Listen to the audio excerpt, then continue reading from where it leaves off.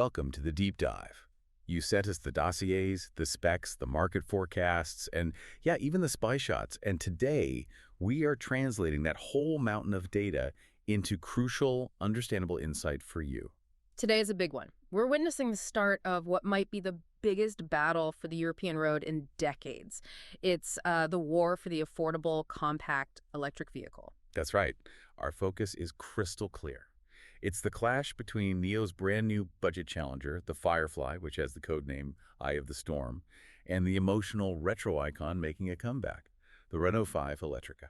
And this deep dive is, well, it's essential because we're not just comparing two cars, we're comparing two fundamentally different visions for the future of motoring. So our mission today Is to really extract the strategic choices, the surprising tech advantages, and, the crucial real-world trade-offs. We want to give you the ultimate shortcut to being truly well-informed on this whole segment. And the stakes really couldn't be higher. NIO's currently known for luxury. I mean, we're talking the ET5s, the ET7s cars that start around 50,000 euros. So for them to launch the Firefly brand, aiming squarely at that sub 25,000 pound range, that is a massive, high-risk strategic pivot. It is. They're trying to go toe-to-toe with giants like Renault, like the VW ID.2 in the segment that generates the most volume. It's the ultimate attempt at trickle-down technology. It's trickle-down tech. I like that. NIO is basically betting that what makes their high-end cars appealing, that whole tech ecosystem, can be, miniaturized and offered at a budget price without losing the core experience. Okay, let's unpack that strategy right away. What is NIO actually promising here? Are they just taking old tech and slapping a new badge on it? No, not at all. Or is the president, Lee Hong-kin, serious when he talks about advanced technology in such a small platform? He is absolutely serious, and this is where the conversation gets, really fascinating. The technology they're hinting at is usually reserved for the most expensive, high-performance EVs. We are talking about the potential for 800-volt architecture. Okay, now for our listeners, explain that. Why is 800-volt architecture such a huge deal, especially in a compact, supposedly affordable car? In simple terms, think of voltage like water pressure in a pipe. Higher voltage means you can push more energy into the battery much, much faster. So, faster charging. Ultra-rapid charging speeds that can dramatically cut down on road trip times. To put this tech on a budget car is a massive competitive differentiator. It's a real investment in future-proofing the car. Right, but I have to ask, is 800-volt charging even necessary for a city car that's probably just going to truck it home overnight? Maybe not strictly necessary for the daily commute, no. But it's critical for marketing. It's a signal. It says this isn't just a stripped-down, compliance EV. It's a proper modern vehicle. Exactly. And that modern infrastructure extends to NIO's famous battery swap system. The Firefly is designed to be compatible with swapping from day one. The ecosystem play. So instead of waiting 30 minutes to charge, you just drive in, and 5 minutes later you drive out with a fully charged battery. That's the idea. NIO already has about 30 swap stations in Europe, and they're actively developing a next-gen system that will even be compatible with other companies, like Geely. The Firefly isn't just a car. It's the key that unlocks this rapid power ecosystem. It's a very futuristic proposition, and it's designed specifically for Europe's compact urban environment. Which is such a stark contrast to the Renault 5. Oh, completely. The R5, while it's revolutionary in its own way as an EV, it is fundamentally selling memory. Absolutely. Renault is leaning into pure style. The R5 doesn't need to promise some futuristic charging network. It just needs to look exactly like that iconic hatchback from the 70s and 80s that people remember so fondly. It's a pure, emotional, style-driven sell. 100%. So if we look past the strategy for a minute and get down to the brass tacks, the physics, how do the basic performance numbers stack up on the road? Well, on paper, they are very, very closely matched. But they achieve that balance in totally different ways. The Firefly uses a single rear motor, which means it's rear-wheel drive. Right, which usually means a more dynamic, sportiva driving experience. That's interesting for a budget car. It is, and that gives you about 105 kilowatts, so 143 horsepower, and 200 newton meters of torque. Reviewers have praised this setup, saying it offers a fun and balanced drive. And how does that compare to the R5? The R5 offers a broader power range. It goes up to 160 kilowatts, but it relies on the more traditional front-wheel drive setup. There might be some all-wheel drive options later. So performance-wise, they're basically twins. Almost. The Firefly hits 100 kilometers an hour in 8.1 seconds. The R5 is somewhere between 7.9 and 9 seconds, depending on the version. They're neck and neck. Okay, let's talk about the heart of the car. Yeah. The battery chemistry. The Firefly is committing to LFP, that's lithium ferrophosphate. For you, the everyday driver, what does that choice actually mean? That is a crucial decision by NIO. LFP batteries are fundamentally different from the typical lithium-ion batteries that Renault is using. Think of the LFP battery as the iron battery. It's usually a bit heavier, holds a little less energy for its size, but its key strengths are safety, superior durability, and longevity. So if you're someone who plans to keep your car for, say, 10 years, and you want to charge to 100% every single night without worrying about degrading the battery, the Firefly's LFP is a huge plus. Precisely. LFP is much less subject to degradation over time, and it's inherently safer. That's a big deal for customer confidence. And the R5. The R5, on the other hand, uses traditional lithium batteries, but it offers more flexibility and capacity. They range from 40 kilowatt hours up to a pretty significant 52 kilowatt hours. And that capacity flexibility, that gives Renault the maximum range crown. It does. The Firefly's 42.1 kilowatt hour LFP pack gives it a very competitive 330 kilometers of WLTP range. But the R5, with that 52 kilowatt hour option, it pushes its autonomy out to 400 kilometers WLTP. So if maximum anxiety-free range is your absolute #1 priority, the top-tier R5 has the edge. A slight edge, but a clear one. This sets up a perfect early trade-off then. The Firefly gives you those rear-wheel drive dynamics and long-term battery health. While the Renault 5 gives you superior range capacity and that familiar front-wheel drive feel. A very clear distinction. Indeed. Now we get to practicality and charging. You know, the things that define daily urban use. Yeah. How quickly can these things actually charge, and how much can you haul? Looking at charging, the Firefly has the higher peak rating on paper. It's capable of hitting 100 kilowatts on a DC quick charger. This is pretty good. It is. That's enough to jump from 10% to 80% charge in a very respectable 29 minutes. The Renault 5 is right behind it, rated up to 85 kilowatts DC. So the Firefly wins the peak speed spec, even if that R5 number is still extremely fast for a small car. But what about cargo? Compact cars are notorious for sacrificing storage. This is where the Firefly scores a huge, specific, repeatable advantage.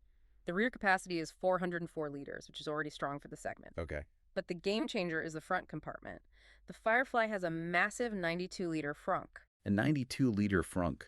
That's huge. That's enough space to store all your charging cables, a backpack, and a decent grocery run, completely separate from the main trunk. It is an incredible differentiator. The Renault 5 offers significantly less overall space. It's around 300 liters, and it has no usable frunk to speak of. The Firefly's ability to compartmentalize storage like that for a city driver is it's just highly functional. Okay, so we have a car that seems to beat the R5 on peak charging spec, rear-wheel drive dynamics, and cargo space. Why would the vast majority of European drivers still choose the iconic R5? Because you have to factor in let's call it the consolidation tax, or in NIO's case, the lack of consolidation. You mean? While the Firefly promises 100 kilowatt speeds and futuristic swaps, the R5 offers a massive consolidated presence and extended support in Europe. It's the infrastructure game. Renault has thousands of dealerships, service points, recognized charging partners. So the Renault 5 just removes friction. You might charge a tiny bit slower, but you know your dealership is down the street and the service network is comprehensive. That existing convenience, that efficient use of more infrastructures already existing, is priceless for many consumers who just aren't ready to bet on a nascent, albeit exciting, Chinese sales network. The R5 is the safe, established choice. Let's pivot to the real-world feedback. The things that honestly shocked us and that you just can't read on a specification sheet. We have to talk about the interior quality of the Firefly. This is the biggest aha moment of the entire deep dive, I think. Despite its budget intentions, reviewers have been absolutely raving about the interior quality. Crazy. Yeah. They specifically highlighted that the materials appear to be of high quality, and they noted the use of soft foamed plastic on the door panels. Soft plastic. Yeah. On the door panels. In a compact car aiming for the lowest price point, that is absolutely unheard of. Most budget cars are an ocean of scratchy, hard plastic. And it gets better. The dashboard has a fabric covering that creates a genuinely living room atmosphere. The sources we looked at pointedly noted how this contrasts with the hard plastic feel common in small cars. And then they delivered the hammer blow. They said the Firefly felt better than cars costing over 80,000 euros, specifically naming the VW Buzz GTX. Wait, I have to stop you. A car aiming to compete with the cheapest EVs on the market has a better perceived interior quality than a massive premium van costing 3 times as much. That's what they said. That speaks volumes about NIO's commitment to not sacrificing that perceived value. It shows that NIO's premium heritage is filtering down. They understand that budget doesn't have to mean brittle. However, we have to follow this incredible high point with the crucial efficiency reality check. Ah, the moment where the spec sheet meets the pavement. Exactly. Despite the Firefly being praised for its potential efficiency, real-world testing, specifically Bjorn Nyland's rigorous 90-kilometer-per-hour range challenge, showed a huge gap. Okay, lay the numbers out for us. Where did the efficiency struggle appear? The Renault 5, in its larger 52-kilowatt-hour battery version, managed 358 kilometers at a sustained 90-kilometer cruise. The Firefly, in the exact same test, could only manage 269 kilometers. That translates to significantly poorer efficiency kilometer for kilometer. The R5 used 136 watt-hours per kilometer, while the Firefly was consuming 147. That is a massive real-world difference in range performance. What about the charging speeds we just praised the Firefly for? Did that 100-kilowatt number hold up? Unfortunately, no. The testing revealed that the Firefly struggles to reach its maximum 100-kilowatt charging speed, and, critically, it falls behind the R5 in the overall time taken during a 1,000-kilometer charging challenge. So you have this high-spec rating on paper that just doesn't translate to sustained, consistent performance out on the road. Exactly. That's the ultimate complexity for the buyer, isn't it? You get a surprisingly premium, well-designed interior and fantastic storage, but you sacrifice real-world range consistency and charging speed consistency. And that leads directly to the final strategic barrier for NIO, their sales model. Even if the Firefly is technically superior in several ways, NIO faces skepticism about their ability to establish a traditional, widespread sales and service presence quickly enough to compete with a legacy player like Renault. People still like to go to a physical showroom. Consumers still rely heavily on physical showrooms and service centers they can trust. So let's tie this all together for our listener. Based on this whole deep dive, who should choose which car? Okay. If you are the customer who prioritizes battery longevity and the safety that comes with that LFP chemistry, if you value modern design and genuinely superior usable cargo space, that 92-liter frunk is huge, you choose the Firefly. Plus, you get that more dynamic driving feel. You also get that distinct, more Sportiva rear-wheel drive feeling, yes. And if the Renault 5 is calling to you? You choose the R5 if you value that nostalgic style above all else. If you absolutely require the highest maximum range available from that 52-kilowatt version, and if you demand the convenience and, frankly, the peace of mind of a wide, established, and fully supported European sales and service network. This has made it so clear. This isn't a simple battle of specs. It's a philosophical divide. The Firefly offers luxury feel and future tech potential. But the R5 offers established, consistent performance and infrastructure. And that contradiction, that a budget car has a superior interior to an 80,000 euro vehicle, yet fails the basic range challenge, that is the defining point of this entire competition. It creates a fascinating scenario for 2025. NIO is promising this revolutionary potential with battery swapping. That's a massive long-term benefit. Big. Will European consumers prioritize that promised futuristic function and that premium feel over the immediate, proven, and widely available convenience and superior maximum range of the iconic Renault 5? That choice, that will determine who dominates the compact EV market for the rest of this decade. That is the billion-dollar question that NIO is trying to answer right now. Thank you for diving deep into this source material with us. We really focused on clearly and simply detailing every angle of this critical competition so you are ready to discuss the future of the compact EV market with real confidence. Make sure you follow the deep dive so you never miss a critical breakdown of complex information designed specifically to help you gain knowledge quickly, but also thoroughly. Until next time.